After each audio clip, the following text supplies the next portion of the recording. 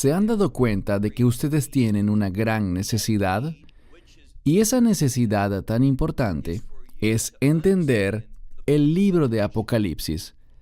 Debemos entender el mensaje de Juan en el libro de Apocalipsis porque, al acercarnos a los tiempos finales, este libro nos preparará para una vida de rectitud, tomando las verdades proféticas para aplicarlas a nuestra vida, mantenernos fieles y tener un testimonio agradable ante Dios. También sabemos que la persona que lea y escuche el libro del Apocalipsis, entienda su mensaje y lo ponga en práctica en su vida, esa persona será bendecida. Y uno de los propósitos de nuestra organización es que ustedes puedan vivir en fidelidad y reciban las bendiciones de Dios. Comenzamos esta serie la semana pasada y la hemos titulado Cortos del Apocalipsis, porque se tratará de videos más cortos en su mayoría que abordarán un solo tema en lugar de centrarse en un pasaje bíblico, a fin de ayudarnos a comprender algunas de las cosas principales que nos encontramos en el libro de Apocalipsis. La semana pasada hablamos de Babilonia, de ese misterio, y vimos que Babilonia era un imperio que quería traer destrucción a Judá, a Jerusalén, a las promesas de Dios. Babilonia tomó cautivo al pueblo judío, los sacó de su tierra y es allí donde Dios, a fin de cuentas, quería que estuviera su pueblo. Obviamente, fue por su desobediencia que Dios lo permitió, incentivando a Nabucodonosor a ir a Judá. Pero Nabucodonosor no lo hizo por obediencia a Dios, sino por su propia maldad. Y por eso, ese imperio fue castigado por Dios debido a sus actos en contra del pueblo judío.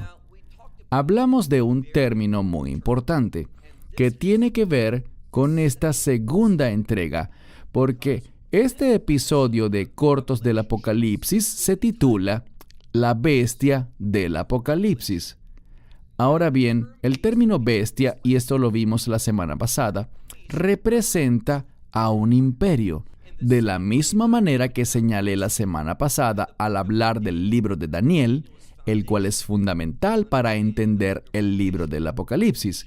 Juan se inspiró y tomó muchos de esos conceptos que se encuentran en el libro de Daniel y en otras partes de las profecías para incorporarlos al libro de Apocalipsis. Y si consultan el capítulo 7 de Daniel, verán que Daniel tuvo una visión de 4 bestias, y lo que debemos saber es que ese pasaje del capítulo 7 de Daniel, esa visión de 4 bestias, nos está hablando de 4 imperios distintos. Igualmente, en nuestro estudio de Apocalipsis 13, donde se habla de la bestia, se refiere a un imperio, como ya veremos, que gobernará el mundo. Para los que no hayan visto el episodio anterior, la Babilonia de la que habla el libro de Apocalipsis es, de hecho, ese imperio final, esa bestia final en la que nos enfocaremos en este estudio. Hay una gran correlación, una fuerte cohesión entre Babilonia y la bestia. Y ambas cosas son una sola. Ambas se refieren a ese imperio final que será gobernado por el anticristo. En esta sesión tendremos una mayor claridad sobre la bestia. ¿Qué va a hacer? ¿Cómo afectará al cuerpo de creyentes, a los discípulos que estén vivos en los últimos días? Si alguien ha llegado a creer que antes de que el anticristo esté operando activamente, la comunidad de creyentes será removida, sepan que esto no es bíblico. Sé que hay pasajes de la Biblia que han sido interpretados de esa manera, pero sencillamente no es correcto. Busquen el capítulo 13 de Apocalipsis. vamos a ver una presentación precisa de lo que dice este texto en su primera mitad, en los primeros 9 versículos de Apocalipsis 13. Te invito a leer esto en tu Biblia atentamente, y mi deseo es que recibas una traducción muy literal para que puedas ver el texto real. Y haciendo una traducción fiel del mismo, voy a leer desde el Textus Receptus en griego que tengo en mi mano. Voy a mirar el texto en griego y a traducirlo de la forma más literal posible. Comencemos. Apocalipsis capítulo 13, verso 1. Vemos al final del capítulo 12 que Juan está parado en la arena, es decir, en la orilla del mar, en la playa, mirando hacia el mar. Noten lo que dice en el versículo 1. Dice, y vi que del mar emergía una bestia.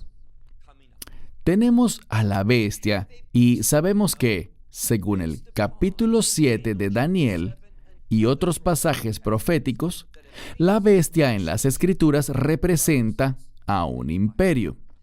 Y hay algo muy importante. Dice que esa bestia, de la que pronto sabremos más, emerge del mar, el cual también sabemos que, en un sentido bíblico y profético, nunca está en calma. Es algo que siempre está en movimiento, y por eso el mar representa desorden, inestabilidad, una clase de caos que no refleja el orden divino. Entonces, ese imperio final se manifestará en un tiempo de desorden, en un tiempo de inestabilidad. Hay otra cosa que nos dice el libro de Apocalipsis.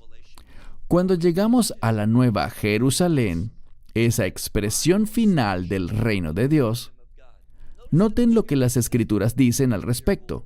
No habrá más mares. ¿Qué nos dice eso? En el reino de Dios no habrá nada que esté fuera de orden, que sea inestable o caótico. Todo será perfecto. Todo estará en concordancia con la voluntad de Dios. Pero volvamos aquí. Juan dice que vio emerger del mar una bestia. Así que ese imperio se manifestará en un tiempo de gran inestabilidad. Y la bestia tenía 7 cabezas y 10 cuernos. Más adelante veremos, específicamente en el capítulo 17, en el libro de Apocalipsis, que estos cuernos representan reyes, que son parte de una coalición que será conformada y liderada por este imperio. El número 10 puede representar totalidad, integridad, así que, aunque sean 10, pueden estarse refiriendo al mundo en su totalidad. Pero volvamos a la lectura. En la mitad del versículo 1, tenía 7 cabezas y 10 cuernos, y sobre sus cuernos 10 diademas. La palabra diadema, que aparece exactamente así en griego, y de donde deriva la palabra diadema en español, que viene del griego y suena muy parecido, significa corona real. No solo es una corona de victoria, una corona por un logro o una corona de poder, sino una corona de autoridad, como la que llevan los reyes. Una diadema es una corona de la realeza, una corona de reinado. Seguimos leyendo. Y sus nombres, vemos aquí, que eran nombres blasfemos. Una de las características de la bestia, ¿qué es la bestia? Ese imperio, el imperio final que gobernará el mundo, es que será blasfemo. Es decir, estará en contra de los propósitos y el carácter de Dios. Su carácter está, como veremos en un momento, relacionado con Satanás. Reitero, lo que les estoy diciendo se basa en lo que encontraremos más adelante. Seguimos. Sobre sus cabezas habían nombres blasfemos. Luego dice en el versículo 2, y la bestia que vi era semejante a un leopardo. Ahora bien, ¿por qué es importante eso? Les mencioné que en el capítulo 7 de Daniel está la visión de Daniel de las 4 bestias. Y aquí el orden es inverso. ¿Por qué? Muy simple.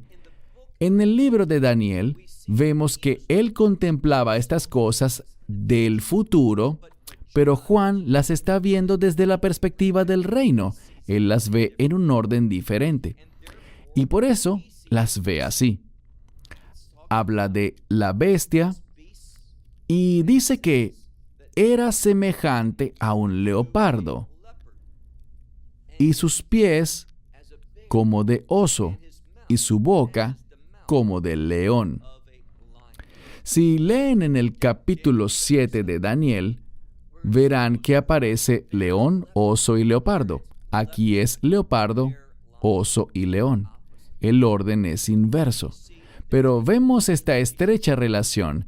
Y si leen el capítulo 7 de Daniel, verán que se desencadenará una guerra contra los santos y que la persona que liderará ese imperio, quien es el anticristo, será inspirado por Satanás, por el dragón. Y eso es lo que leeremos aquí.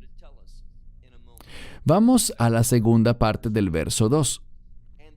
Y el dragón, en referencia a Satanás, el diablo, el dragón le dio a él, y aquí vemos que el concepto de la bestia es reflejado en el pronombre él, como lo traduje. Vemos que el dragón le dio a él su poder, su trono, es decir, su reino, y gran autoridad.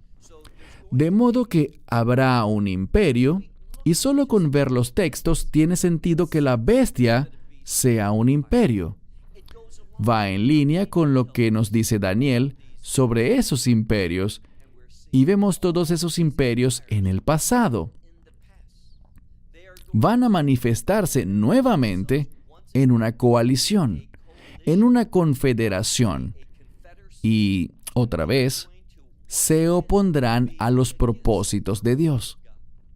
Permítanme decir esto, y creo que lo mencioné en el primer episodio. Vamos a ver una mejor descripción de la bestia en Apocalipsis capítulo 17. No vamos a leerla ahora, pero ahí se dice que 5 de sus cabezas, recuerden que tiene 7 cabezas, 5 de ellas han caído, ya no están. Y se refieren a Egipto, Asiria, Babilonia, los medos y los persas, fueron la cuarta, y los griegos. Esas son las 5 que ya no existían. Es obvio que en el tiempo de Juan gobernaban los romanos. Y dice que una está, pero existe otra, la séptima. Y en Apocalipsis 17 vemos que la séptima vendrá, pasará y luego volverá. Y veremos la explicación de eso. ¿Cuál es su propósito en eso? Sigamos con la segunda parte del versículo 2. La palabra dice, y el dragón le dio a él, a la bestia, a ese imperio, su poder, su trono, es decir, su reino, y su gran autoridad. Versículo 3. Y vi una de sus cabezas. Uno de esos imperios, y yo sugeriría que se trata del séptimo, el que vemos en Apocalipsis 17, dice que son 7, y la clave está en el séptimo. Verso 3.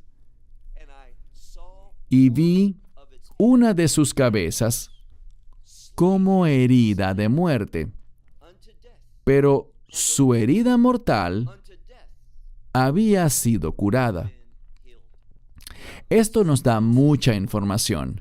Algunas escrituras dicen que solo parecía haber sido herida de muerte. Eso no es correcto. Fue una adición al texto. Lo que esto nos dice es que una de sus cabezas será herida de muerte, es decir, que recibirá una herida mortal. Va a morir, pero habrá una curación, una nueva manifestación de ese imperio. Esto se enseña muy claramente, no es una interpretación. Se enseña claramente en el capítulo 17 de Apocalipsis, donde dice que la bestia tenía 7 cabezas, como dice aquí, también 10 cuernos. Y se da énfasis a las cabezas. Vemos que dice que 5 han caído, una aún existe y otra más vendrá. Y luego nos dice que esa séptima que vendrá también es la octava. Así que reaparece, resurge. Y eso es precisamente lo que la Escritura nos dice aquí. Fue vencida, recibió una herida mortal, no una que parecía ser fatal, sino que le provocó la muerte. Es lo que dice literalmente. Y su herida mortal, una vez más, muerte, es una falsa resurrección. Dice que esa herida mortal había sido curada. ¿Y qué pasó? Por haber sido curada, y eso lo entendemos como un resurgimiento, como una nueva manifestación. Y debido a eso, se maravilló toda la tierra en pos de la bestia. Y hay quien agrega otra palabra y dice que siguieron a la bestia. Eso es cierto, pero fue el hecho de maravillarse, de asombrarse al ver esa curación, el resurgimiento de ese imperio, lo que causó gran admiración. ¿Cómo entender ese gran asombro? Fue impactante para la gente que ese imperio resurgiera. Así que debemos preguntarnos, ¿cuál imperio podrá ser? Era el séptimo. Había desaparecido y va a resurgir en los tiempos finales. Luego de sufrir una herida mortal, la herida fue curada y eso causará un gran asombro en el mundo, que irá en pos de la bestia. ¿Para hacer qué? Verso 4. Y adoraron al dragón. Así que está la bestia, el anticristo, quien es el líder de ese imperio. Recuerden que la bestia es un imperio, el mismo al que nos referíamos la semana pasada cuando hablábamos de Babilonia, solo que con otro nombre para ese imperio en los tiempos finales.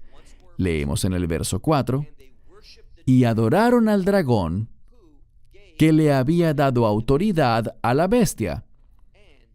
Y adoraron a la bestia diciendo, ¿quién como la bestia? ¿Quién podrá batallar contra él? Bien, esto es importante porque habrá un sentimiento de desesperanza, de total desesperación. Si es capaz de resurgir de la muerte, ¿cómo podremos vencerlo? Los que pertenecen al mundo, y luego especificaremos eso mejor, los que pertenecen al mundo, los que se guían por sus ojos, sus sentidos, para tomar decisiones en lugar de guiarse por la palabra de Dios, las enseñanzas de Dios, esas personas irán en pos de la bestia. Seguirán a la bestia y adorarán al dragón. Y el dragón es la fuente de su autoridad. Y adorarán a la bestia diciendo, ¿quién como la bestia? ¿Quién podrá batallar contra él? Leamos el verso 5. Y se le dio. Recuerden que la fuente es el dragón, el diablo, Satanás. Y se le dio boca que hablaba grandes cosas y blasfemias. Es decir, varios tipos de blasfemia. Esta es la segunda vez que nos topamos con esa palabra. Y es muy significativa, porque ese imperio que surgirá ejercerá su dominio sobre todo el mundo y va a ser blasfemo, es decir, contrario al carácter, contrario a los propósitos, contrario a todo lo que tiene que ver con el Dios único y verdadero. Seguimos leyendo. Y se le dio boca que hablaba grandes cosas y blasfemias. Versículo 5. Y se le dio autoridad para obrar, funcionar, actuar. ¿Por cuánto tiempo? Por 42 meses. Y esto implica que durante 42 meses, que son 3 años y medio, es decir, 1260 días, actuará la mayor parte del tiempo sin restricciones. Pero al terminar esos 42 meses, que acabarán en abominación y desolación, en ese momento, en breve, Dios se moverá y comenzará su juicio para esa bestia, para Babilonia, el mismo imperio del que hablamos la semana pasada, el imperio del anticristo. Él comenzará, después de 42 meses, a destruir a la bestia, a ese imperio. La buena noticia es que una vez que empiece el juicio de Dios sobre ese imperio, nosotros, los verdaderos creyentes, no estaremos allí. Pero noten lo que dice. Veamos al versículo. En Apocalipsis capítulo 13, versículo 6. Y abrió su boca en blasfemias. Esta es la tercera vez. Abrió su boca en blasfemias contra Dios, para blasfemar, ¿qué cosa? Su nombre. Se nos enseña que el nombre es sinónimo de carácter. Así que él blasfema el carácter de Dios. Él está en contra de la santidad, la justicia, la misericordia, la gracia, la verdad, todo lo que Dios representa, su santidad. Ese imperio estará en contra de todo eso. Bien, para aquellos de ustedes que están pensando, menos mal que yo no estaré aquí cuando esto empiece, deben leer este capítulo con mucha atención. Noten lo que dice aquí. Dice, y antes de que lleguemos al asunto principal, permítanme terminar el versículo 6. No solo va a blasfemar el nombre y el carácter de Dios, sino también su tabernáculo, es decir, su morada. Y, noten lo que dice aquí, los que moran en el cielo. Esto también es una pieza importante para entender el libro de Apocalipsis. En el libro de Apocalipsis se habla de dos clases de personas. Y hay distintas denominaciones para estos dos grupos de personas. Pero para esta sesión del día de hoy, se habla de los que moran en el cielo y los que moran en la tierra. ¿Qué significa esto? Los que moran en el cielo no se refieren necesariamente al lugar donde están ubicados actualmente. La mayoría del texto del libro de Apocalipsis tiene que ver con las personas que están vivas sobre la tierra, salvo algunas excepciones, algunas visiones, pero mayormente habla de los que están sobre la tierra. Así que los que moran en el cielo están aún en la tierra, pues esto se refiere a su ciudadanía, a que su lealtad es para el cielo. Allí es donde pertenecen. Eso es lo que ellos representan, el reino de los cielos. Así que Él está contra ellos, blasfema contra ellos. Noten lo que dice el verso 7. Y se le permitió hacer guerra contra los santos. Habíamos visto antes que se le había permitido hacer algo. Se le permitió hacer guerra. Hacer guerra. Ese es su propósito, hacer guerra. Aquí en el texto dice, contra los santos. ¿Quiénes son los santos? ¿Será el Israel no redimido? No es así. Son los creyentes.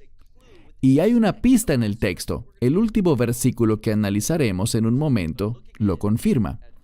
Pero volvamos al versículo 7. Se le permitió hacer guerra. Pero la palabra guerra aparece primero que el verbo hacer, para darle énfasis a esto. Ese es su carácter es bélico. Dice, se le permitió guerra hacer contra los santos. Y no hay que ignorar esto. Y vencerlos. Eso es importante. De la misma manera que el Mesías fue a la cruz, Él murió. Desde un punto de vista terrenal, el mundo creyó durante unos días que había sido vencido, derrotado. Pero la resurrección lo cambió todo. Una manifestación verdadera de resurrección, de victoria sobre el pecado y la muerte. De la misma manera, Él nos dice que tomemos nuestra cruz y lo sigamos. Muchos serán vencidos por el enemigo, y esto simplemente significa que van a morir. Van a perder la vida, y eso está bien. Está bien perder la vida por la justicia, por la fidelidad, por luchar contra esas cosas que son blasfemias. Dios quiere que lo hagamos. Luchar contra esas cosas que se oponen a que seamos fieles, a que sigamos caminando con Él, en la verdad de Dios. Y si morimos en ese proceso, eso está bien, porque mi esperanza no está puesta en algo que vaya a experimentar en este cuerpo. Él va a darme un nuevo cuerpo, y es la resurrección la que me lleva al reino de Dios en su plenitud. Así que no me molesta que aquí diga que Él hará guerra contra los santos y que los vencerá. Y luego dice al final del versículo 7, y se le dio autoridad, presten atención, se le dio autoridad, esa palabra también significa poder, sobre toda tribu, toda lengua y todo grupo étnico, es decir, sobre toda gente.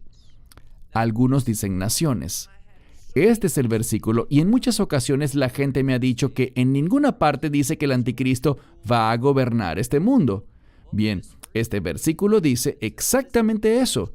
Este imperio va a gobernar sobre toda tribu, toda lengua y todo grupo étnico. Vamos al versículo 8.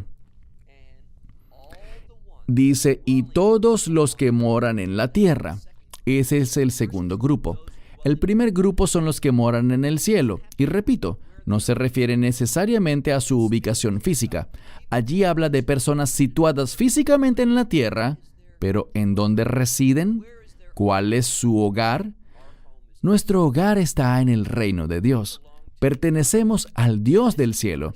Esa es nuestra ciudadanía. Somos extranjeros, estamos temporalmente en este mundo.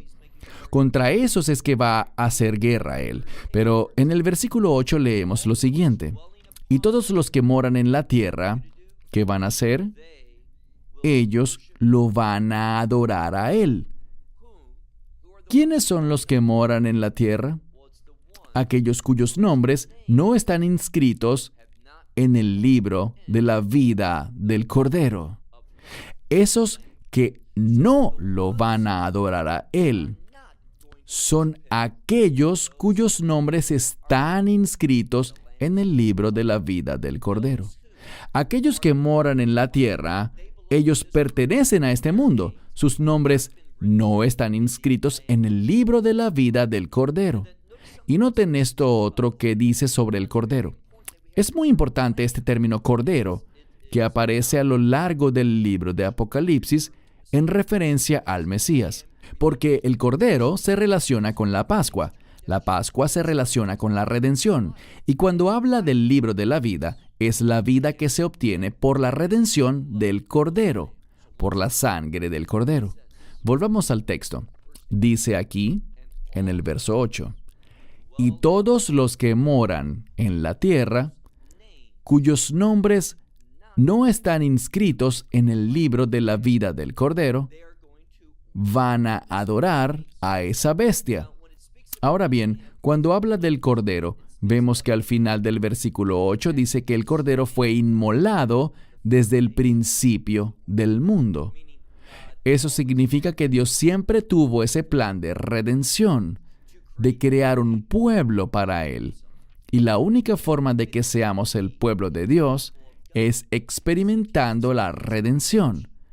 Y es por esa redención que tu nombre se inscribe en el libro de la vida, el libro de la vida del Cordero. Es solo a través de su obra de redención al derramar su sangre que tú puedes convertirte en un ciudadano del cielo, un ciudadano del reino de Dios. Vamos al versículo 9, el último de hoy, que dice: si alguno tiene oído, que oiga.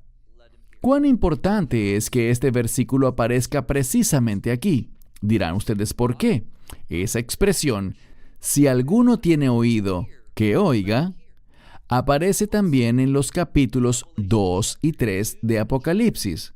Al final de los 7 mensajes para las 7 iglesias en el exilio, dice, al final de cada epístola a esas 7 iglesias de Asia Menor, al terminar cada una dice: si alguno tiene oído, que oiga lo que el Espíritu dice.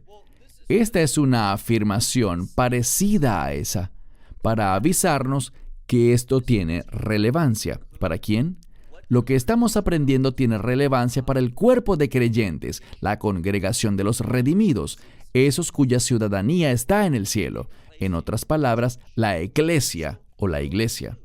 Aquellos que forman parte de la congregación de los redimidos tienen sus nombres inscritos en el libro de la vida del Cordero y no se someterán al anticristo, a su imperio. Ellos se resistirán, hablarán y actuarán en contra de ese imperio del anticristo, ese que aprendimos la semana pasada que es llamado Babilonia, más adelante en el libro de Apocalipsis, y que aquí es llamado la bestia. Y la bestia es simplemente un imperio. Algo que deben saber es que estas bestias, recuerden lo que dice en Apocalipsis 17, y con eso cerramos. Allí habla de que 5 han caído: Egipto, Asiria, Babilonia. El cuarto son los medos y los persas. El quinto es Grecia. El sexto es el imperio romano. Y luego tenemos al séptimo. Debes ser capaz de identificar cuál es el séptimo. Hablaremos de ese séptimo imperio en otro episodio, que es parte de estos eventos de los tiempos finales, y que será también el octavo. Es muy importante, es absolutamente necesario que sepan cuál es, porque eso les dará un gran entendimiento. Permítanme concluir con esto. Todos estos imperios tienen algo en común, y es que fueron perseguidores de Israel. Estaban en contra de los propósitos de Dios, del carácter de Dios. Todos fueron blasfemos en su naturaleza. Querían oponerse a la voluntad de Dios. Esto es lo que nos cuenta Juan. Esa bestia final es única, según el capítulo 7 de Daniel. Esa cuarta bestia es única, es distinta a todas las demás. ¿Por qué? Porque ciertamente recibirá todo el poder, toda la autoridad, toda la inspiración para todo lo que hará de parte del dragón. Así que la bestia es el imperio del dragón, el imperio de Satanás, la encarnación de Satanás, el anticristo que gobernará. Esa es la bestia. Cierro con esto y nos vemos en el siguiente episodio. Que Dios les bendiga. Shalom desde Israel. Shalom from Israel. Esperamos que te hayas edificado con el mensaje de hoy y lo compartas con otros. Te invitamos a seguir nuestros estudios cada semana por este canal y por el portal de YouTube de Amarás a Israel. También puedes descargar nuestra aplicación móvil gratuita, Mi Estudio Bíblico. Finalmente, para obtener más información sobre nosotros, visita nuestra web amarasaisrael.org, donde encontrarás otras conferencias de Baruch en audio, video y texto. Hasta el próximo programa. Que el Señor te bendiga en Yeshua HaMashiach, Jesús el Mesías, mientras caminas con Él. Shalom desde Israel. De Israel. De Israel. De Israel. De Israel.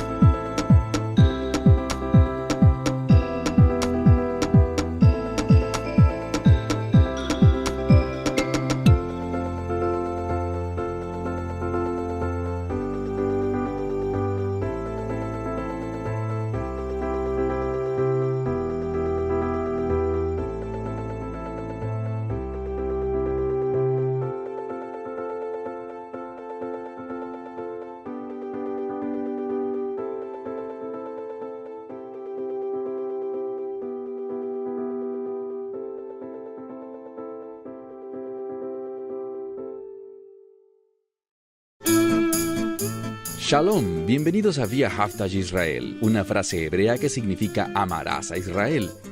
Esperamos que se queden con nosotros durante los próximos 30 minutos, ya que nuestro maestro, el Dr. Baruch, nos compartirá una enseñanza expositiva de la Biblia. El Dr. Baruch es profesor titular del Instituto Zera Abraham, con sede en Israel. Aunque todos los cursos del instituto se imparten en hebreo, el Dr. Baruch se complace en compartir este video semanal en inglés con doblaje al español. Para más información, por favor, visítenos en amarazaisrael.org. Aquí está Baruch y la lección de hoy.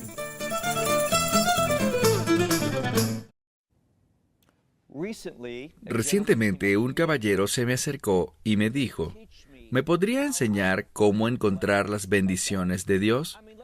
Pensemos un momento en esto. Todo el mundo quiere ser bendecido por Dios. El problema es que muchas veces lo que nosotros consideramos como bendición de Dios realmente son los deseos de la carne. Muchas veces escuchamos a las personas que están enseñando la palabra de Dios, les gusta hablar acerca de sembrar una semilla de fe. Y lo que realmente están haciendo es tratar de convencerte para que les des dinero a ellos. Si quieres ser bendecido, el dinero no es la clave para eso. ¿Sabes cuál es? La obediencia. Y el libro que vamos a comenzar a estudiar hoy nos enseña cómo ser obedientes, especialmente en los últimos días. Y déjenme guiarles en una verdad muy importante, y es esta. Si vas a estar listo para los últimos días, debes comenzar a alistarte desde hoy. La preparación es uno de los ingredientes importantes para ser exitoso, y Dios nos llama a ser exitosos, es decir, que Dios nos ha llamado a ser obedientes a su palabra. Así que saquen sus Biblias y vean conmigo el libro de Revelación o Apocalipsis. Ahora, muchos de ustedes probablemente sepan que los nombres de los libros que leemos en las Escrituras, ninguno de ellos vinieron con nombres. Estos fueron nombres dados por diferentes individuos y por la tradición. Hubo dos nombres principales para este libro. Muy tempranamente fue conocido como la visión de Juan. Pero cuando vemos las Escrituras, encontramos que aunque haya muchas visiones dentro de él, el nombre Revelación queda mucho mejor. Y la primera pregunta que nos deberíamos hacer es, ¿este libro de Revelación es una revelación de qué? O una mejor pregunta sería, ¿una revelación de quién? Porque en este primer verso vemos que es una revelación de Yeshua el Mesías, es decir, Jesús de Nazaret. Y lo que quiero que vean es que hoy en día muchas personas evitan estudiarlo. Piensan que es confuso, y puede que sea confuso a menos que seas un estudiante de la profecía. Lo que vamos a ver a través de este libro es que Juan fue inspirado para escribir las cosas que vio, pero Dios las reveló a la luz de la profecía. Muchas veces vamos a ver que Juan toma pedazos de profecías y cambia una que otra cosa porque el Espíritu de Dios lo guió a hacerlo. No para hacer un cambio en la palabra de Dios, sino para que entendamos esta nueva revelación. Otra parte importante de este libro de Apocalipsis o Revelación es que es una revelación del Mesías mismo. Y eso es para decirnos algo. Nos dice que en los tiempos finales muchas personas estarán confundidas acerca de quién realmente es Yeshua el Mesías. Y la razón por la que digo esto es que hoy en día las personas son muy casuales acerca del Mesías. Nos gusta pensar en Él como nuestro amigo, nuestro ayudador, nuestro salvador, pero realmente necesitamos pensar en Él entendiéndolo como nuestro Señor.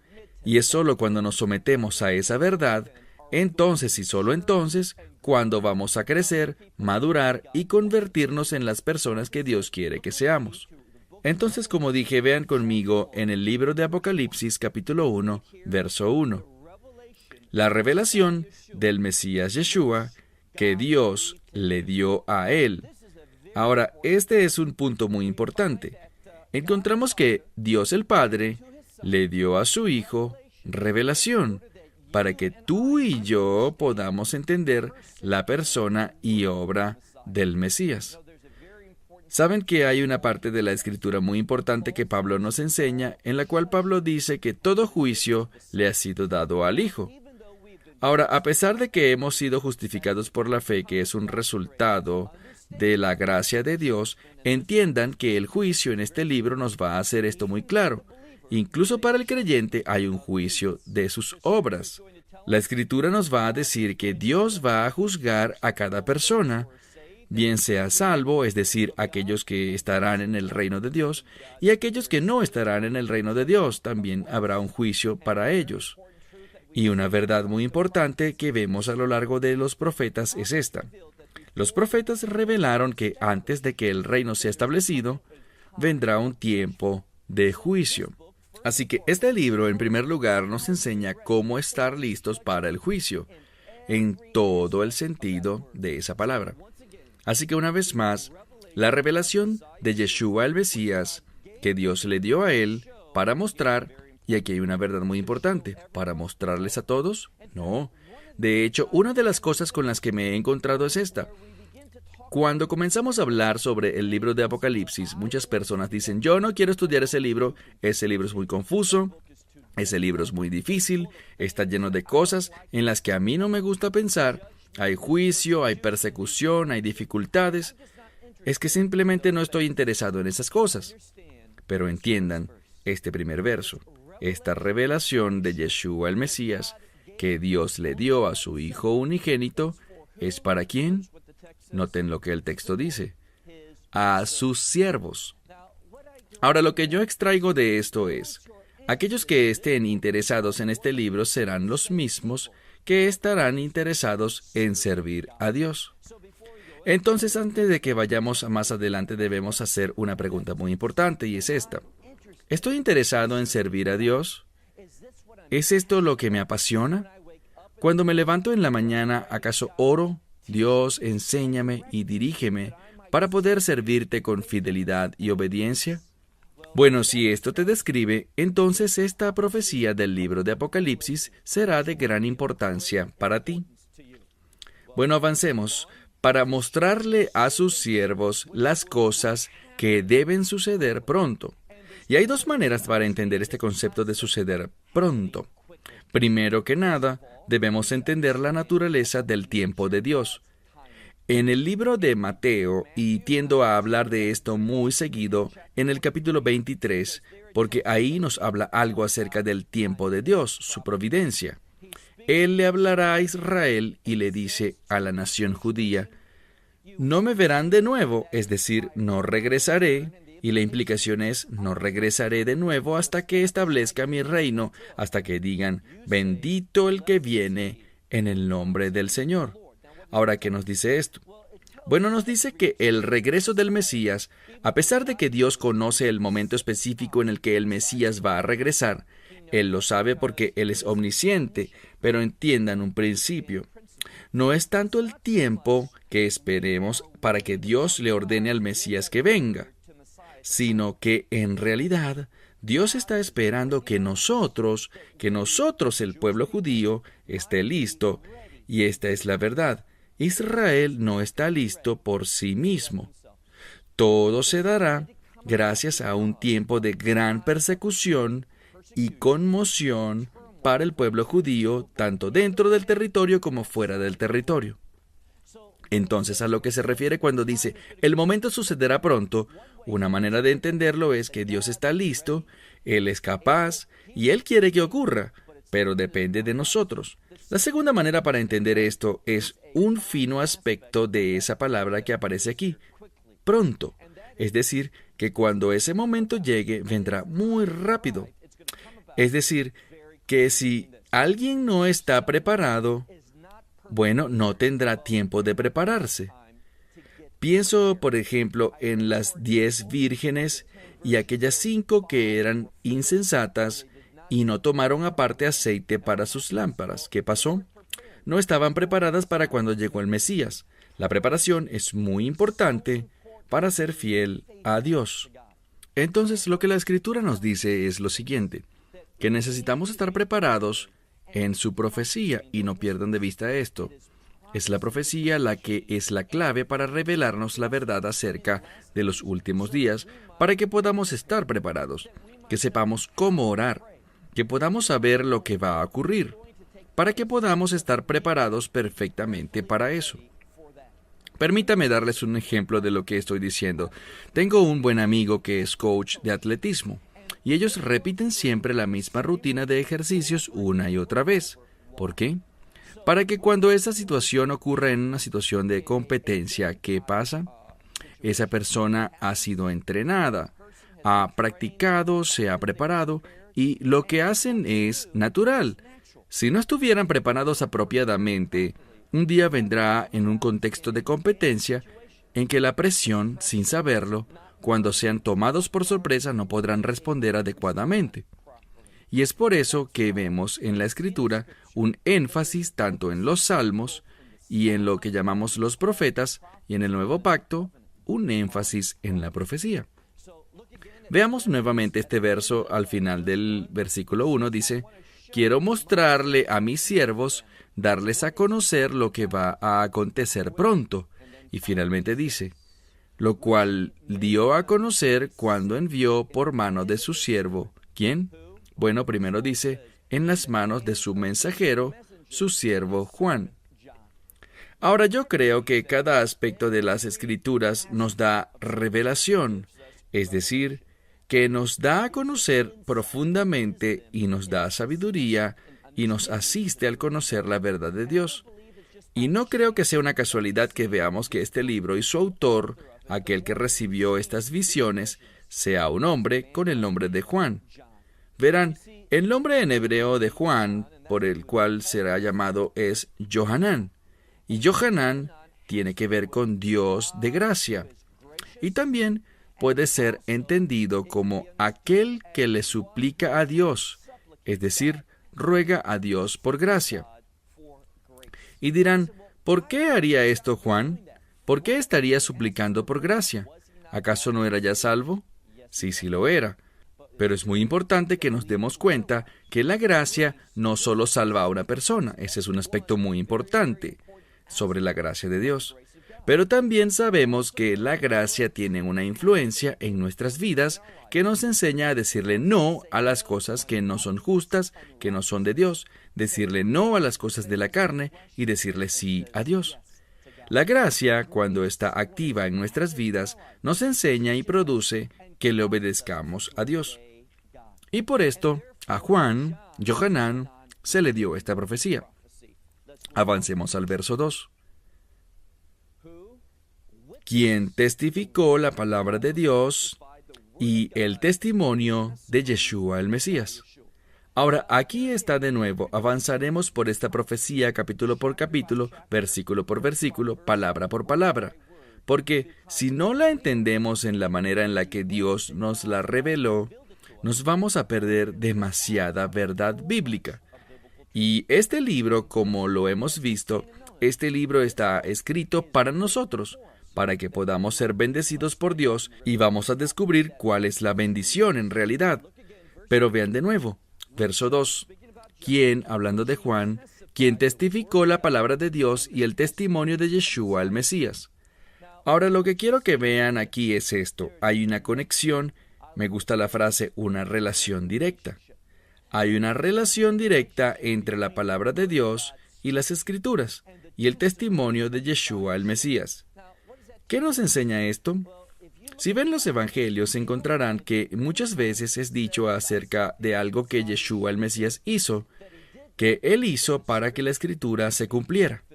En otras palabras, encontramos que mucho de lo que Él hizo y dijo fue para que las Escrituras se cumplieran. Sabemos que Yeshua mismo es llamado la palabra de Dios, el verbo que se hizo carne. Entonces lo que vemos es esto. Mientras mejor preparados estemos para entender la palabra de Dios, mejor preparados estaremos para entender la persona y la obra de Yeshua el Mesías. De nuevo quiero enfatizar, uno de los propósitos de esta profecía del libro de Apocalipsis es para darnos un mejor entendimiento de la personalidad e identidad, no solo que Él es el Hijo de Dios, sino que Él traerá juicio sobre el mundo. Es Yeshua el Mesías. Ahora, muchas personas solo piensan acerca de la gracia, el perdón, la misericordia. Ellos quieren pensar acerca de Yeshua como, sí, Él es mi amigo, Él es mi ayudador. Su carga es fácil, su yugo es ligero. todo este tipo de cosas. Pero cuando vemos en las Escrituras, especialmente en esta Escritura, vamos a ver una identidad muy diferente del Mesías. En otras palabras, el mundo, incluso los creyentes, serán sorprendidos al ver cómo el Mesías aparecerá y lo que Él hará cuando regrese. Avanzando, encontramos aquí la palabra de Dios que fue testificada a través de la vida del Mesías y todo lo que Juan vio, todas estas visiones. Ahora sigamos con el verso 3. Ahora en el verso 3, de hecho, nosotros ya hicimos referencia a esto cuando comencé a hablar de bendiciones. Verán, muchas personas piensan que las bendiciones son aquellas cosas materiales que queremos, algunas de ellas las necesitamos, pero la mayoría las deseamos simplemente. ¿Y por qué digo esto? Bueno, si vemos en Mateo capítulo 6, nos dice allí que tenemos que buscar el reino de Dios primero y su justicia, y todas las demás cosas serán añadidas. ¿Qué cosas? Bueno, las necesidades de la vida. Eso es una bendición, tener todas las cosas que necesitamos en nuestras vidas. Pero aquí quiero que vean que dice algo más que eso. ¿Por qué? Verso 3. Benditos son aquellos que leen y benditos son los que escuchan las palabras de esta profecía y guardan lo que está escrito, puesto que el tiempo está cerca. Ahora, aquí de nuevo dice, al mencionar bendiciones, 2 veces para aquellos que lean. Así que si alguien me pregunta a mí, ¿me podrías decir cómo puedo ser bendecido? Lee y estudia este libro, le diría yo. Y no solo léelo, sino que también usa la palabra escuchar, que es un lenguaje bíblico como un llamado a obedecer. Hay una conexión, esta relación entre la palabra escuchar y obedecer. Así que si quieres ser bendecido, esta es la línea de salida para encontrar la bendición en tu vida. Este libro nos posiciona ¿dónde? En la voluntad de Dios. Nos posiciona para vivir esta vida de reino y para estar preparados para lo que ocurrirá. Y creo que hoy ya estamos viendo señales proféticas que demuestran que este libro no es como lo que muchos maestros liberales enseñan. O esto habla de cosas que ya pasaron, primordialmente hace casi 2000 años con la destrucción del segundo templo. No es así. Este libro nos habla acerca del futuro. Nos habla acerca de lo que va a ocurrir. Y lo que las Escrituras llaman los Aharit Hayamim, los últimos días. Avancemos al verso 4. Juan le escribe esto a las 7 congregaciones que están en Asia. Ahora, paremos un momento porque esto nos dice algo muy importante. Este libro está escrito para las 7, ¿y de qué nos habla el número 7? De santidad o de santificación, que se ve en el concepto de propósito. Y noten que cada una de las congregaciones está ¿dónde? Hutzlaart, que significa fuera de Israel. ¿Cuál sería otra manera de entender esto? Cada una de estas congregaciones están en el exilio. Ahora, otra cosa importante es, y me estoy adelantando un poco, pero tan solo en unos minutos vamos a hablar del trono de Dios. Una de las palabras más frecuentes que aparece en esta profecía es la palabra trono o el asiento de Dios. Y de lo que se trata este libro es muy simple. El trono de Dios, el cual está arriba en los cielos, viniendo a este mundo. Que Dios traerá su gobierno y su reino a este lugar. Y la pregunta es, ¿tú y yo estaremos listos para eso? Y no solo esta pregunta, sino, ¿estamos viviendo para ser partícipes de este objetivo? ¿Traer el trono de Dios y su reinado a este mundo? Entonces, vea de nuevo, dice, a las 7 congregaciones en Asia Menor, es decir, aquellos que están en el exilio, y noten que dice, la gracia a ustedes y paz. Ahora, esta es una expresión muy común que vemos en las Escrituras, gracia a ustedes y paz. ¿De qué nos está hablando eso? Nos habla acerca de la necesidad de la gracia de Dios, y esa palabra paz tiene que ver con establecer la voluntad de Dios, sus propósitos siendo cumplidos. Así que de nuevo quiero hacer énfasis, la gracia no es solo el elemento que nos salva, sí lo es, pero la gracia también tiene un segundo propósito y es que la voluntad de Dios y sus propósitos, sus deseos, se conviertan en una realidad en nuestras vidas. Y solo cuando vemos a los eventos que van a hacer transición en esta era a la venidera, es decir, de este mundo al reino, cuando vemos lo que Dios va a hacer para que esto suceda, podemos encontrar mucha sabiduría para nosotros espiritualmente y en lo que nosotros necesitamos ocasionar, y eso es cambios en nuestras vidas. Dice, del que era, que es y que habrá de venir. Ahora, esa expresión es importante porque es una expresión idiomática y habla acerca de la trascendencia de Dios. El Dios que está sobre todas las cosas. Eso significa superior. Él no está limitado ni atado. ¿Y por qué creen que Juan está hablando acerca de Dios aquí de esa manera? Porque las cosas se van a poner muy difíciles. Las cosas llegarán al punto en el que, si no tenemos esta asistencia sobrenatural de parte de Dios, no podremos caminar con Él.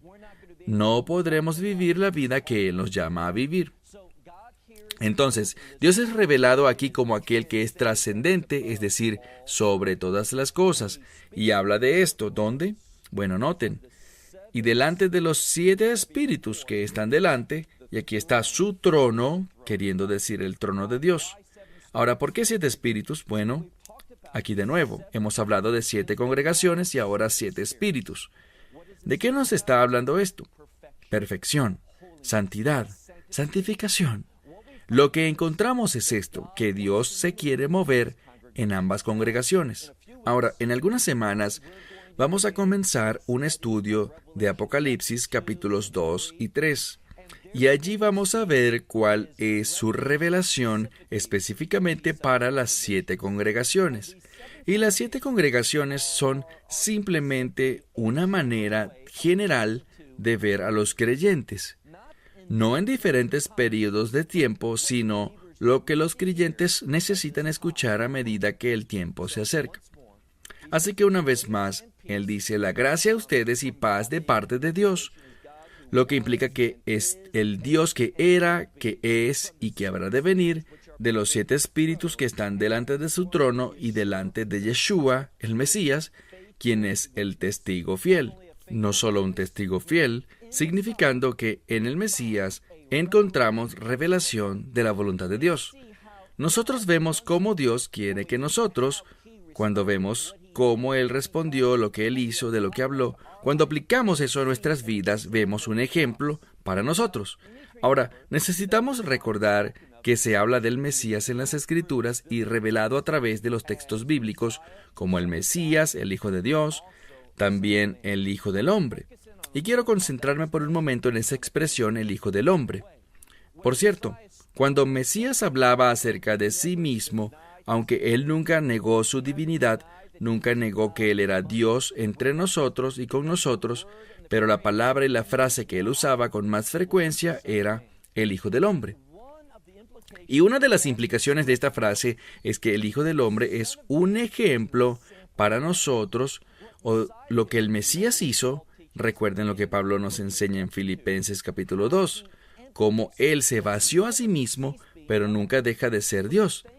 Pero las cosas que el Mesías hizo en su fidelidad, la obra que llevó a cabo, la hizo con la ayuda de su Padre Celestial, justo como tú y yo necesitamos la ayuda de nuestro Padre Celestial por los medios del Espíritu Santo para ser fieles a Dios.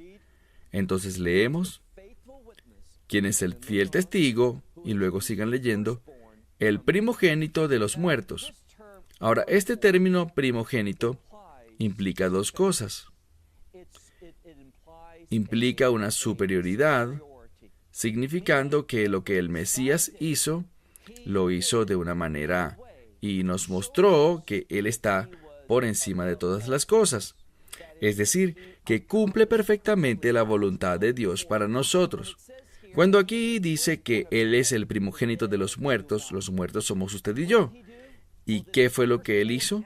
Bueno, este aspecto de primogenitura, este término, tiene sinónimo con una celebración muy importante. Leemos acerca de ello en el libro de Levítico, en el capítulo 23, porque ahí habla, en medio de esos 7 días de panes sin levadura, habla acerca del festival de los primeros frutos. Y el festival de los primeros frutos es el festival, podríamos llamarlo, de la resurrección, porque fue en ese día que el Mesías se levantó de entre los muertos. ¿Y qué fue lo que hizo? Él compró la salvación para nosotros, es decir, cuando el Mesías murió en esa cruz, Él pagó el precio y lo pagó por completo. Pero la resurrección es el testimonio de Dios. ¿Por qué lo digo? Porque una y otra vez en la palabra de Dios leemos cómo Dios lo levantó de entre los muertos, significando que el Mesías, aunque tenía el poder de entregar su vida y tomarla de nuevo Él mismo, Él no lo hizo. Él se sometió a la muerte y fue Dios el Padre quien lo levantó de entre los muertos. ¿Por qué esto es importante? Porque ese es el sello de aprobación de Dios, que lo que el Mesías hizo fue perfectamente aceptable. ¿Y por qué esto es tan importante para nosotros? Porque Él compró para los muertos esta victoria. Verán, este término primogénito asociado con la resurrección, y la resurrección está conectada, como vemos aquí en este estudio, es sinónimo con reino, pero también con victoria. Así que en este pasaje, vean de nuevo en el versículo 3, vemos aquí, dice que Él es el primogénito de entre los muertos y está por sobre todos los reyes de la tierra. Habla simplemente de la superioridad que le pertenece a Él sobre todas las cosas. ¿Por qué menciona sobre los reyes de la tierra? Porque ellos eran gobernantes, pero Él es el supremo gobernante. Y la pregunta que nos tenemos que hacer es, antes de avanzar más en este libro, ¿queremos su gobierno en nuestras vidas? Muchas personas quieren los beneficios de la salvación, pero no están interesados en su respuesta. Así que, ¿tú quieres el gobierno del Mesías en tu vida? Esperamos que te hayas beneficiado del mensaje de hoy y lo compartas con otros. Por favor, haz planes para unirte a nosotros cada semana en este momento y en este canal para otra transmisión de amarasaisrael.org. Nuevamente, para obtener más información sobre nosotros, visita nuestra web amarasaisrael.org, donde encontrarás muchas otras conferencias de Baruch en formato de video. Hasta la próxima semana. Que el Señor te bendiga en Yeshua HaMashiach, Jesús el Mesías, mientras caminas con Él. Shalom desde Israel.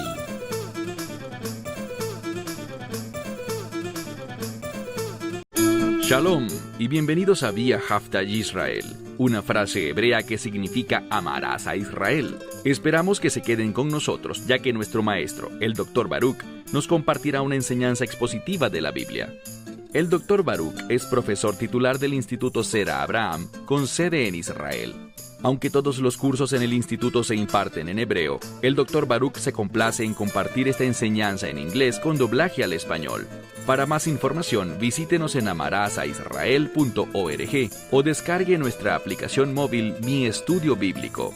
Aquí está Baruch y la lección de hoy. Frecuentemente me preguntan si yo creo en la Trinidad. Y la respuesta que siempre ofrezco es un resonante sí. Creo en la Trinidad. Ahora, el motivo de mi respuesta es que, a pesar de que la palabra Trinidad no aparece en la Biblia, cuando leemos las Escrituras, descubrimos que esa doctrina de un Dios que es Dios Padre, Dios Hijo y Dios Espíritu Santo es un hecho claramente revelado por la palabra de Dios. Y algunos me preguntan, ¿entonces crees en 3 dioses? Por supuesto que no.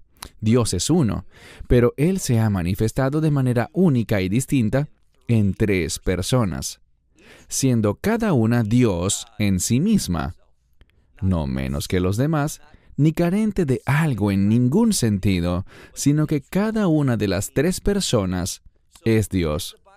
Entonces, ¿la Biblia señala que hay 3 dioses? No, solo uno. ¿Quieres decir que 3 es igual a 1 y 1 es igual a 3? Así es. Ahora, ¿podemos darle una lógica humana a esto? Obviamente no. Pero hay muchos asuntos, especialmente cuando hablamos de la misma esencia, de la naturaleza de Dios, que son muy difíciles de entender para nosotros, aún siendo redimidos, aún teniendo al Espíritu Santo llenándonos y morando en nosotros. Con todo, siguen siendo temas de difícil comprensión. Pero nuestra insuficiencia para poder explicar algo, para comprenderlo de la mejor y más clara manera, no significa que una doctrina no sea verdad. Bien, vamos a estudiar hoy un pasaje muy conocido del libro de Génesis. Este relato tiene un significado muy especial dentro del judaísmo.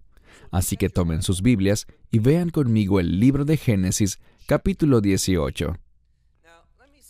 Permítame decirles que yo escucho muchas enseñanzas rabínicas y siempre me sorprende cómo ellos pueden tomar una pequeña referencia, una clave o lo que yo llamaría una pista distante dentro del texto y a partir de allí llegar a una conclusión.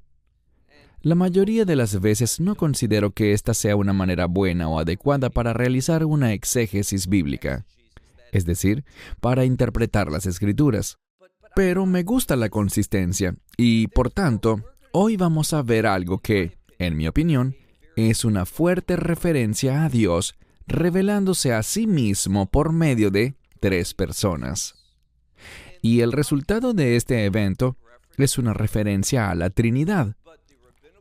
Pero aunque el mundo rabínico no logra apreciar esto de ningún modo, si nos remontamos a los sabios de la antigüedad, ellos sí ven a Dios manifestándose a sí mismo, aquí en este pasaje, mediante estas 3 personas que aparecen.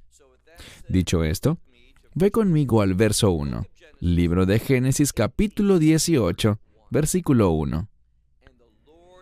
Y el Señor se le apareció. Y esta palabra para Señor es la palabra Yud-Hei Vav-Hei, Hashem. Es la manera más sagrada de referirse a Dios. Usualmente pensamos en este término como el Señor o el Señor Todopoderoso o Jehová, como se enuncia en español estas 4 letras Yud-Hei Vav-Hei. El Señor entonces se le apareció a él, y él, de acuerdo al contexto, se refiere a Abraham, Avinu, nuestro padre Abraham.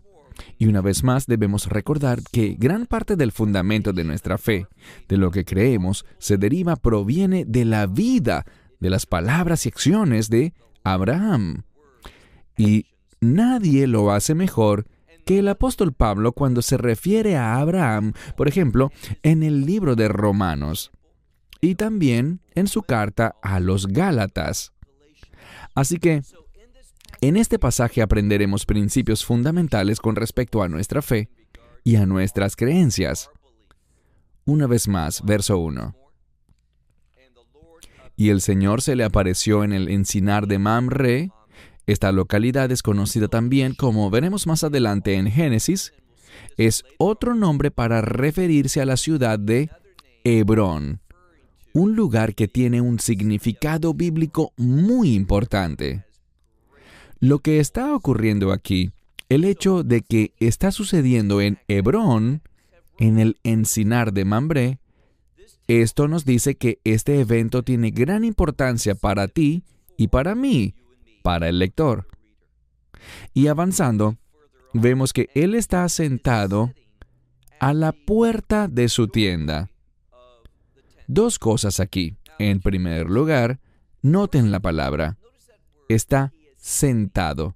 La palabra en hebreo es Yoshev, pero sabemos que es Yoshev debido a la puntuación, a la acentuación vocal que el texto masorético le agrega al original, porque originalmente cuando vemos el texto hebreo, no tenía acentos en las vocales de ningún modo.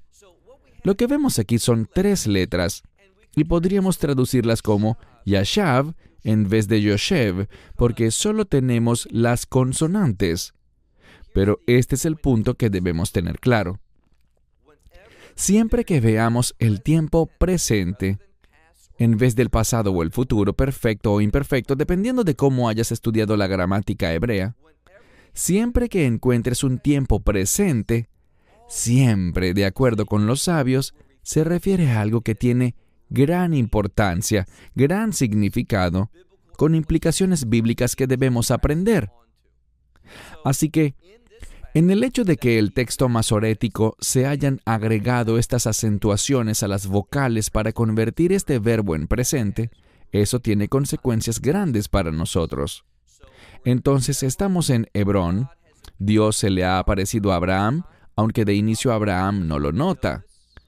Él está sentado a la puerta de su tienda, aunque no es la palabra normal para puerta, delit, sino que es el término petach, que tiene que ver con la entrada o abertura de su tienda. Notarán que ese lugar será mencionado varias veces en este pasaje. Y cuando algo se reitera con frecuencia en la Biblia, es porque tiene importancia. Al pensar en una entrada, ¿qué debe venir a tu mente? Bien, una vez más, de acuerdo con los sabios de la antigüedad, lo que debe venir a nuestra mente con este lugar es la masusa.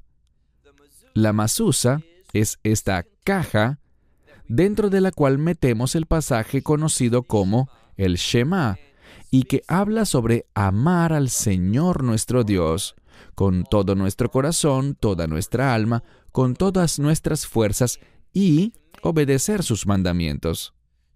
Así que este lugar, la entrada de una tienda o la puerta de una casa hoy en día, es una referencia que habla sobre los mandamientos, no para aprenderlos nada más, sino especialmente para aplicarlos, implementarlos en tu vida diaria. Y esto es lo que quedará demostrado por Abraham en este pasaje, que él fue alguien que no solo creyó en Dios, sino que esa fe, su fe en Dios, lo impulsó a manifestarla por sus acciones. ¿Qué acciones? Obedecer los mandamientos de Dios. Ahora me dirás, bueno, los mandamientos de Dios aún no habían sido revelados. No los encontramos hasta el libro de Éxodo y apenas nos encontramos en la primera parte de Génesis. Es verdad, pero cuando demostramos la fe, lo que creemos en Dios, cuando entramos en una relación de pacto con Dios, ¿sabes lo que esa fe producirá? Un cambio de carácter. Y ese cambio de carácter causará que naturalmente llevemos a cabo los propósitos, la voluntad, la palabra y, en este caso, los mandamientos de Dios. Ahora, hay otro punto que debemos aclarar antes de avanzar, y me refiero al contexto. Estamos en un nuevo capítulo, pero insisto en algo. Los números de los capítulos, como en este capítulo 18, así como los versículos, no aparecen en el texto original, ni números de capítulos ni números de versículos. Es solo la palabra de Dios escrita de manera continua. Así que lo último que leímos antes de entrar al capítulo 18 es el hecho de que Abraham fue circuncidado. ¿Y qué aprendimos sobre la circuncisión en nuestro estudio anterior? La circuncisión, si pudiéramos resumirla en una oración, la circuncisión nos habla sobre la muerte de la carne. Y cuando nuestra carne muere, ¿cuál es el resultado? Que estaremos caminando de acuerdo al Espíritu. Un versículo de la Escritura que con frecuencia menciono y declaro es Romanos 8, verso 4, que dice: aquellos que no caminan en la carne, sino caminan en el Espíritu, cumplen la justicia de la ley. Eso está siendo ejemplificado, demostrado, compartido con nosotros por medio de la vida de Abraham. ¿Cómo es eso? Sigue leyendo. El Señor se le apareció en el encinar de Mamre, estando él sentado a la entrada de su tienda. Literalmente de una tienda. Era su tienda. Y dice, en el calor del día. Ahora, Abraham era en este momento un anciano de 99 años, como vimos la semana pasada. Acababa de ser circuncidado, una experiencia dolorosa para un hombre, y se encuentra en pleno calor del día. Una hora donde lo que te provoca es descansar. Como saben, existe esa maravillosa palabra en español, siesta. Entonces, digamos que era una hora bastante inoportuna, pero noten cómo él responde. Lo que puede parecer un tiempo inoportuno para nosotros, de acuerdo con nuestra cultura, nuestra mentalidad y de acuerdo cómo vemos las cosas, puede que sea el tiempo más oportuno de acuerdo con el propósito de Dios.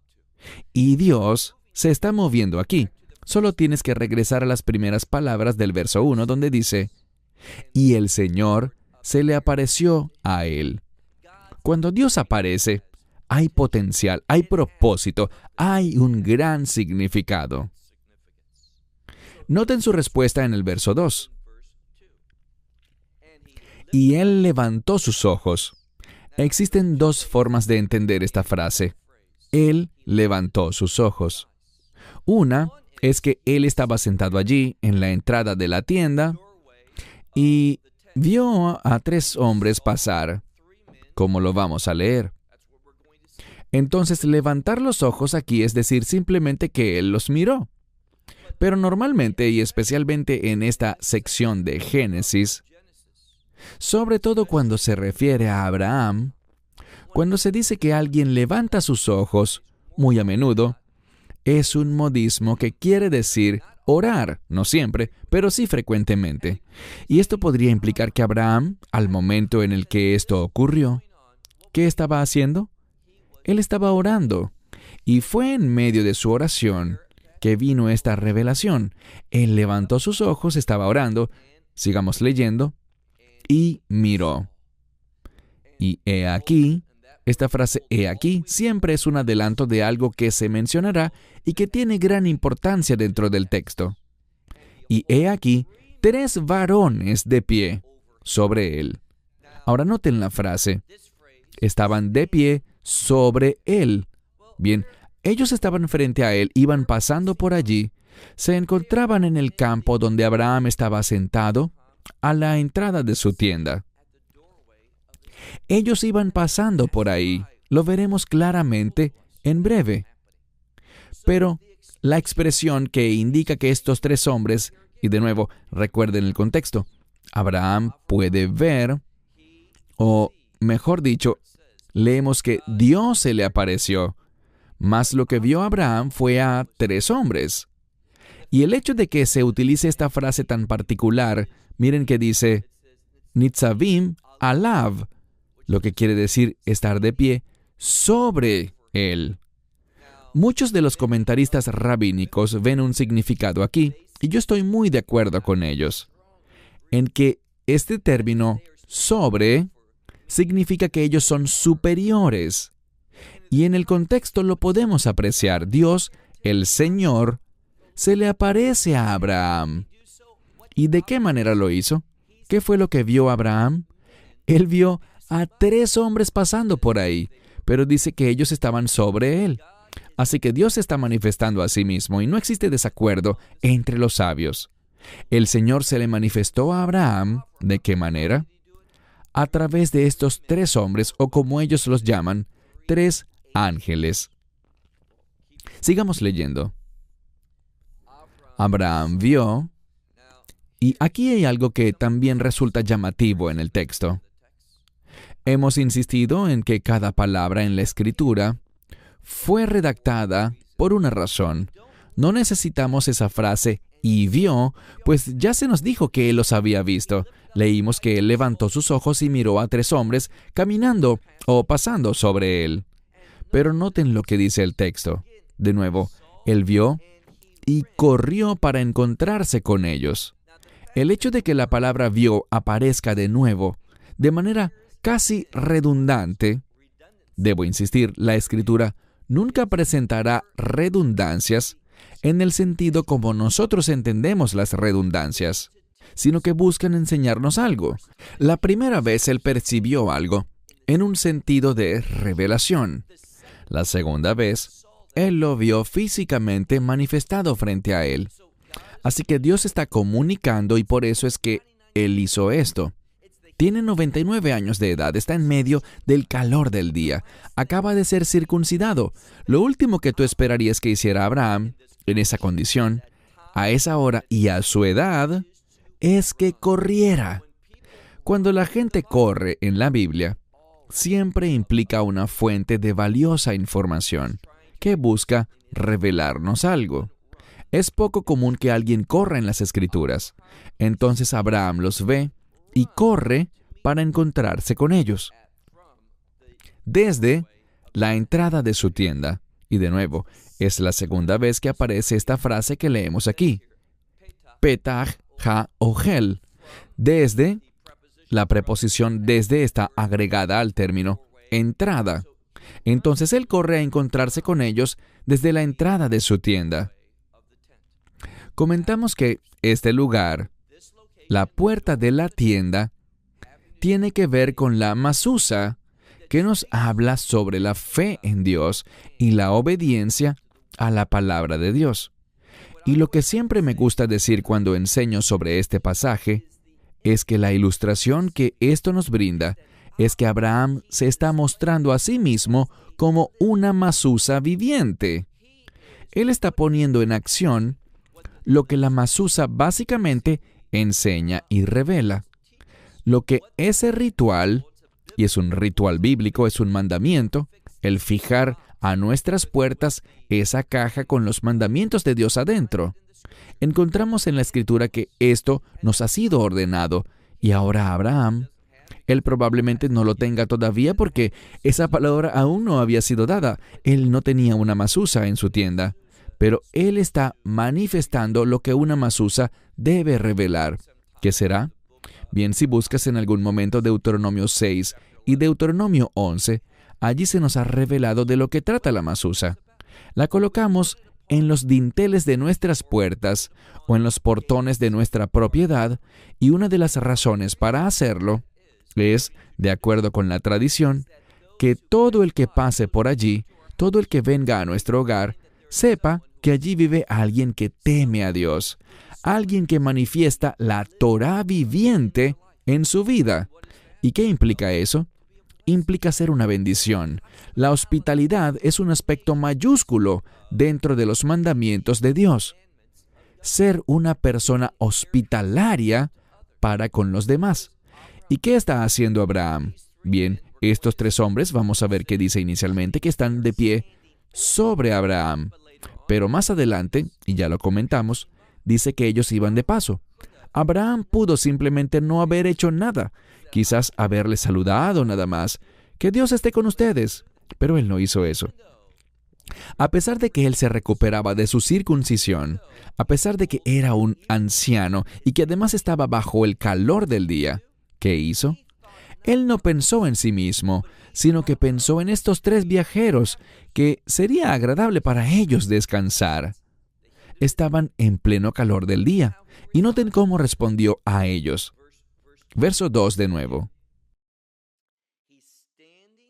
Él estaba en la puerta, o sentado a la entrada de su tienda, los vio, corrió, y noten el final del verso 2. Vayishtahu arza. Él se postró en tierra. Es una redacción muy especial sobre lo que no entraré en detalle ahora mismo, pero simplemente diré que el hecho de que él haya realizado esta acción y la forma como se nos revela en hebreo, demuestra, por así decirlo, una notable peculiaridad, y las peculiaridades expresadas así siempre buscan enfatizar la importancia de un hecho. ¿Qué podemos concluir? Que Abraham está entregando todo de sí mismo en una postura de adoración. Así que, o bien Abraham sabía por instinto que esta era una manifestación de Dios, o quizás él en este momento, tal como opinan algunos comentaristas, Abraham trató a estos extraños, a estos tres hombres que pasaban, como si hubiera sido Dios quien pasaba por ahí.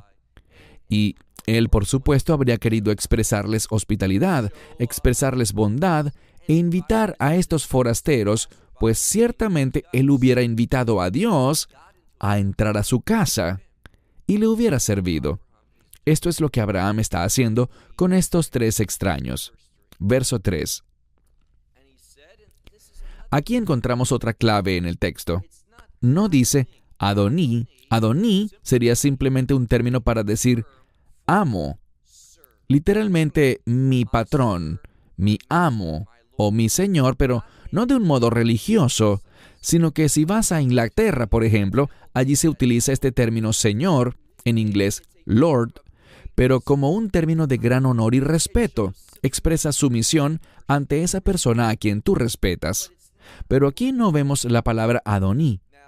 Ahora, en el texto original, pudiéramos saber si él usó la palabra Adoní o Adonai. Pero cuando vemos cómo los sabios de la antigüedad, los masoretas, cómo ellos agregaron los acentos en estas palabras, ellos no colocaron allí Adoní, sino Adonai. Y esto busca reforzar la idea de que este es Dios, manifestándose a sí mismo ante Abraham en 3 personas. Una vez más, verso 3. Y él dijo, Abraham hablando, Adonai, por favor, si he hallado gracia ante tus ojos. Entonces, un término muy común en las Escrituras, que expresa respeto y busca decir, si he hallado gracia o favor, es la palabra gen. Si he hallado favor ante ustedes, ante sus ojos, hagan algo por mí. ¿Y qué les pide? Él dice, no pasen por sobre su siervo. Es decir, no continúen su travesía.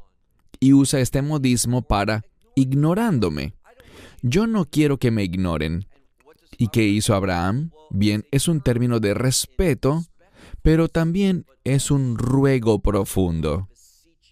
Él dice, no pasen de este su siervo, sino que por favor tomen un poco de agua. Así que él les traerá agua para que puedan lavarse. Dice, lavar sus pies. Este es un término de respeto. Lavar los pies de alguien o permitirles hacerlo en tu casa, proveerles los medios para hacerlo, es un acto de hospitalidad y de respeto. Es un acto de alivio, pues ellos vienen caminando, así que será refrescante que puedan lavar sus pies. Y eso no es todo. Dice, y recuéstense debajo del árbol. Y en resumen dice, recuéstense debajo del árbol, ubíquense bajo la sombra y refrésquense. Verso 4, o verso 5, mejor dicho. Y él tomó pat lechem, algo de pan. Ves adu lefhem. Esta es una expresión que puede significar ayúdense. Es el término para corazón en el sentido de fortalecer.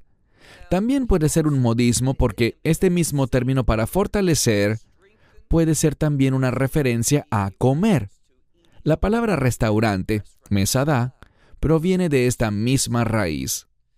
Entonces les dice, descansen, laven sus pies, que es algo relajante, siéntense bajo el árbol, ubíquense bajo la sombra. Relájense, porque Él quiere hacer algo más. ¿Qué será? Leemos. Y luego podrán seguir, porque por esta razón han pasado cerca de su siervo. Es decir, ustedes han llegado a mis dominios, a mi región. Y por lo tanto, como ustedes han considerado adecuado, por la razón que sea, pasar por mi propiedad, yo quiero mostrarles hospitalidad. Ustedes han venido a mi jurisdicción, por así decirlo, y por tanto Abraham les dice, déjenme mostrarles bondad, déjenme ser hospitalario con ustedes, y luego de esto podrán continuar. Lo que está diciendo es, no me nieguen la oportunidad de ser una bendición. No prosigan su camino sin permitirme extenderles a ustedes mi hospitalidad. Y noten lo que aparece también. En el verso 5, ellos le responden y le dicen, tal como dices, o hazlo así como has dicho. Verso 6.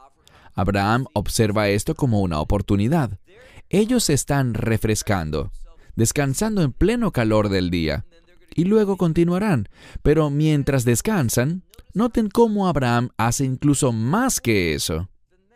Verso 6. Y rápidamente, esta palabra también se repetirá en el texto.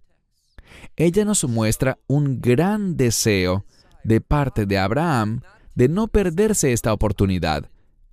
E insisto, ¿sabía Abraham a quién estaba atendiendo? Bueno, eso sigue siendo debatido entre los eruditos, si lo sabía o no. Pero lo importante es lo siguiente. Me gusta una interpretación y puedes estudiar con nosotros al respecto si buscas en el video donde hablamos del libro de Hebreos, en su capítulo 13, donde nos advierte: tengan cuidado porque algunas veces uno ha hospedado ángeles sin saberlo. Entonces, cuando menos podríamos decir que esto ciertamente aplica en este caso. Aunque yo creo que estos hombres son más que ángeles, creo que tienen que ver con la mismísima presencia de Dios, con Dios mismo manifestándose a Abraham. Y Abraham, sin saberlo, pero deseando tratar a todos como debe ser, ¿qué dice el Nuevo Testamento? Una conocida enseñanza del propio Mesías Yeshua, que lo que hagas por el más pequeño de tus hermanos, también lo has hecho conmigo. Y Abraham está expresando eso en este versículo. Entonces dice en el verso 6, Abraham rápidamente llegó a la tienda de Sara y le dijo, pronto, segunda vez que esta palabra se usa, y está en forma de mandamiento, rápido, pronto, 3 medidas de harina fina, toma y prepara un ugot. Este es el término en hebreo moderno para tortas, o en este sentido podría ser como ugiot, que sería para algo refrescante. Ahora, están preparando una comida, y este sería el primer plato de esa comida. Luego dice en el verso 7, y al ganado, Abraham, una vez más, corrió. Todo está siendo hecho con mucha prisa, aceleradamente, no de manera descuidada, sino expresando que este es un asunto importante. ¿Cuál es el mensaje para nosotros? Oportunidades. Cuando Dios te dé una oportunidad para servirle, cuando Él te dé una oportunidad para bendecir, no permitas que esa oportunidad se vaya. Responde con urgencia. Apresúrate a actuar sobre esta oportunidad de ser obediente a las situaciones que Dios coloca en tu camino. Sé un obrero presto a servir. No digas, bueno, déjame orar por eso y otro día te respondo. No, Abraham respondió deprisa y de la mejor manera. Entonces Abraham corrió al ganado, mitad del verso 7, y tomó un becerro que estaba raj. Raj significa suave. En este contexto quizás tierno. Y bueno, y dáselo a un joven. Y una vez más, rápido, rápidamente. Le dijo, prepáralo, cocínalo. Entonces, 3 veces hemos visto que Abraham utiliza la palabra majer, rápido. 3 medidas de harina. Entonces, hay pistas que se dejan ver cuando este número 3 se repite una y otra vez. Pasemos al verso 8. Y tomó algo de mantequilla y algo de leche, y el becerro que había preparado, y lo puso o lo colocó delante de ellos. Y él estuvo con ellos debajo del árbol, y ellos comieron. Abraham no comió con ellos, sino que se quedó con ellos en calidad de siervo. Y eso es importante. Esto se destaca de manera enorme en este pasaje, porque normalmente cuando se habla de una comida, el objetivo es tener compañerismo. Pero Abraham no estaba teniendo compañerismo con ellos, sino que les estaba sirviendo. Y la única explicación, insisto, algunos de los eruditos coinciden en esto, el hecho de que él no comiera con sus invitados es extraño y puede ser una pista, al menos para el lector, sobre esta dicotomía, esta separación entre Abraham, siendo humano, y estos 3 individuos que pasaban por allí, que serían, ¿quién? Serían Dios.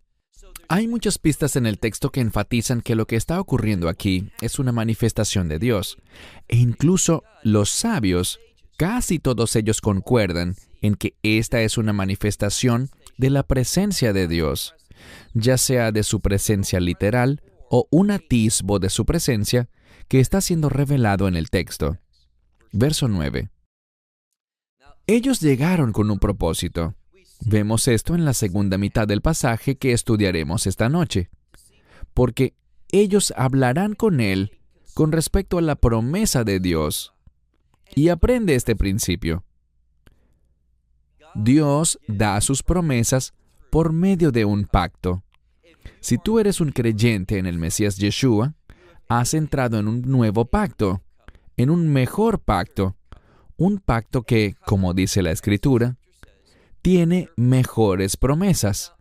Ahora, solo porque tú has entrado en ese pacto, ¿significa eso que con seguridad recibirás todas esas promesas? Bueno, si respondes en obediencia a ese pacto, así será. Lo que se nos comunica aquí es lo siguiente. Es debido a que Abraham no dijo, bueno, yo estoy recuperándome de la circuncisión, estoy adolorido, hace mucho calor, tengo 99 años.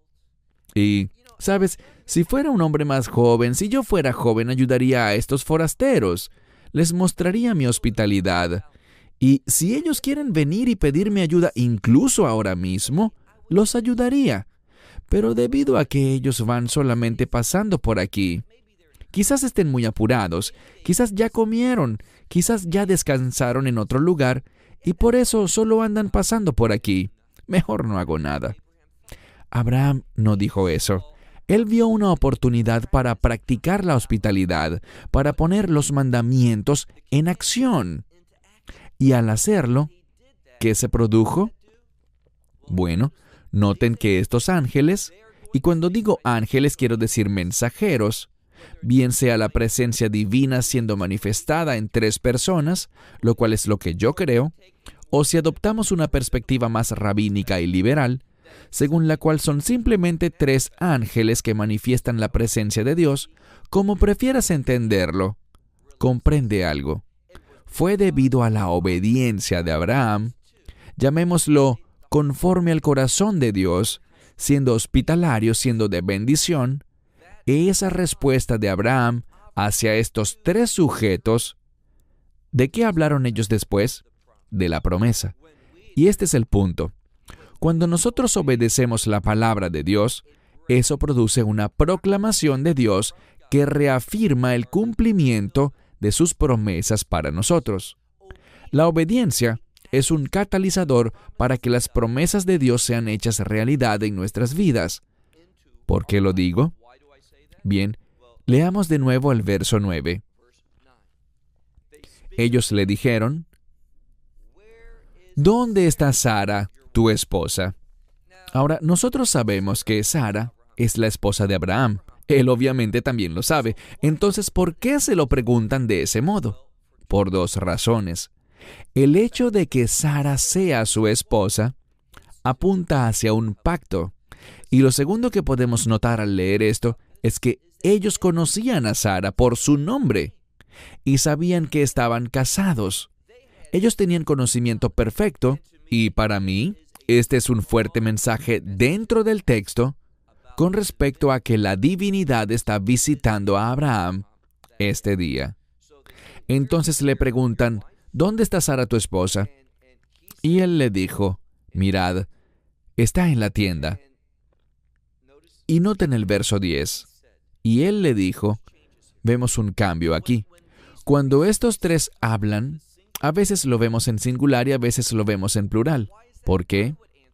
Yo respondería que se debe a que Dios a veces se manifiesta como la Trinidad, como los 3 en plural, a veces se manifiesta como el único Dios. Aquí veamos lo que dice el versículo 10. Y él le dijo, ciertamente volveré a ti para el tiempo de la vida. Me gusta esto, el tiempo de la vida. Ahora, una vez más, si buscamos lo que piensan los eruditos, algunos dirán que el tiempo de la vida es la primavera. Es el tiempo en el que nacen los animales. Primavera es sinónimo de redención.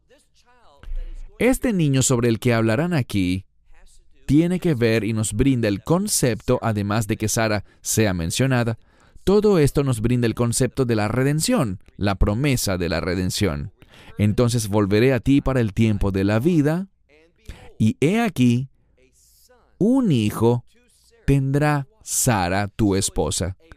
Esto es una reafirmación, una confirmación de la promesa de Dios que Abraham tendrá un hijo por medio de Sara, su esposa, por medio de esta relación de pacto.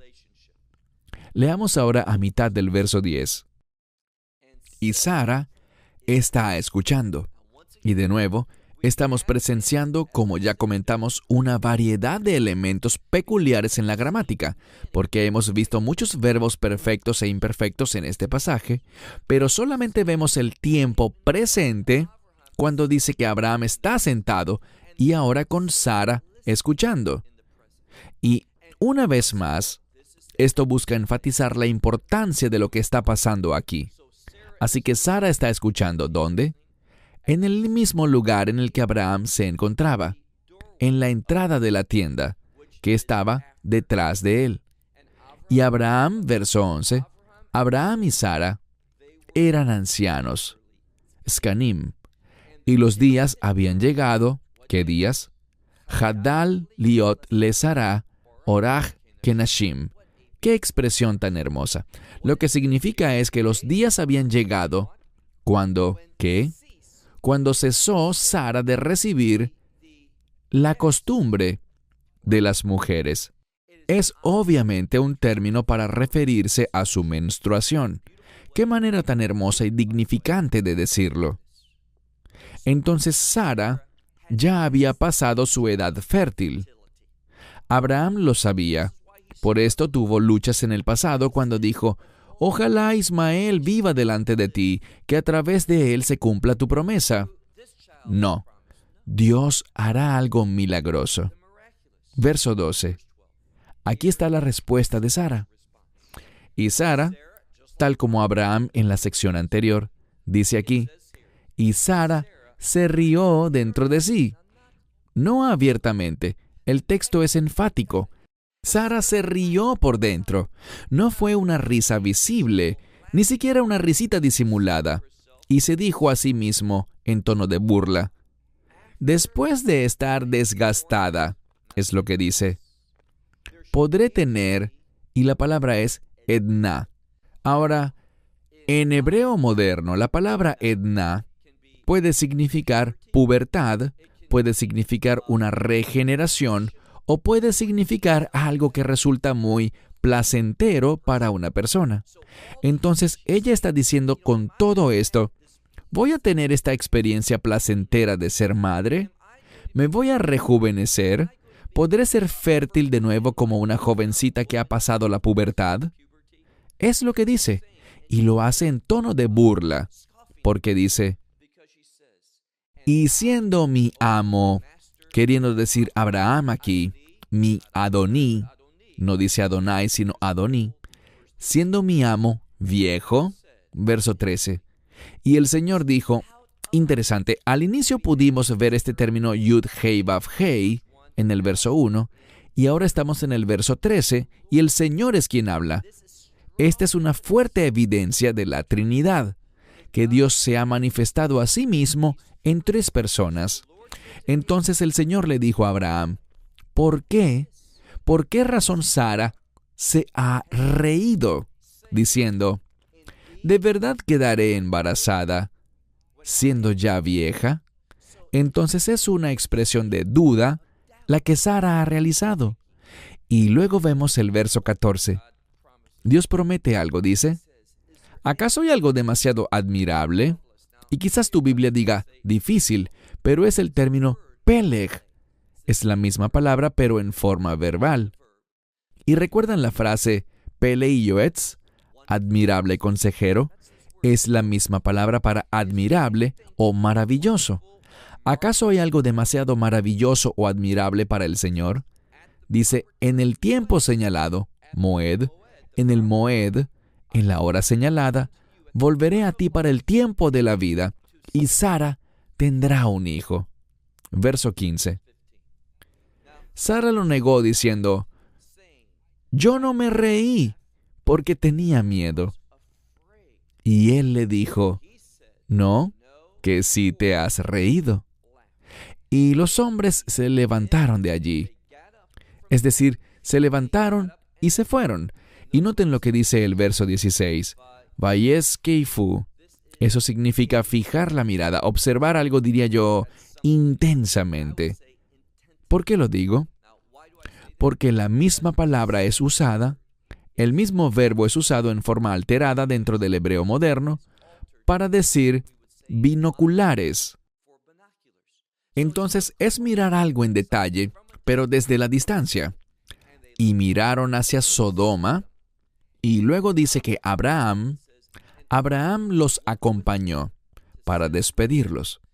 Entonces Abraham, cuando ellos se iban, luego de que 2 veces le declarasen que un niño le nacería, un hijo, por medio de Sara, que Dios cumpliría su promesa, noten lo que dice, que ellos salieron hacia Sodoma, y Abraham los acompañó, los escoltó, hasta la salida de su propiedad, demostrando también con esto su respeto.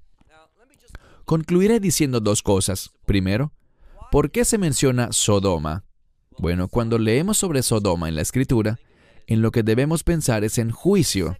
La segunda razón es para enseñarnos un principio. Este pasaje, contiene un mensaje evidente de redención. Se habla sobre Sara, en el tiempo de la vida, la primavera, el tiempo de la Pascua. La Pascua es la fiesta de la redención. Y lo que debemos incluir, y este es el segundo punto, que la redención viene por medio del juicio. Y cuando hablamos sobre redención, quiero decir el resultado de la redención, que es el reino. El reino no vendrá hasta que primero se ejecute el juicio. Cerramos con esto. Hasta la próxima semana, cuando continuaremos en el capítulo 18 y veremos los importantes sucesos que ocurrirán a medida que avanzamos en el libro de In Génesis. the book of Genesis. Esperamos que te hayas edificado con el mensaje de hoy y lo compartas con otros. Te invitamos a seguir nuestros estudios cada semana por este canal y por el portal de YouTube de Amarás a Israel. También puedes descargar nuestra aplicación móvil gratuita, Mi Estudio Bíblico. Finalmente, para obtener más información sobre nosotros, visita nuestra web amarasaisrael.org, donde encontrarás otras conferencias de Baruch en audio, video y texto. Hasta el próximo programa. Que el Señor te bendiga en Yeshua HaMashiach, Jesús el Mesías, mientras caminas con Él. Shalom desde Israel. De Israel. De Israel. De Israel. De Israel.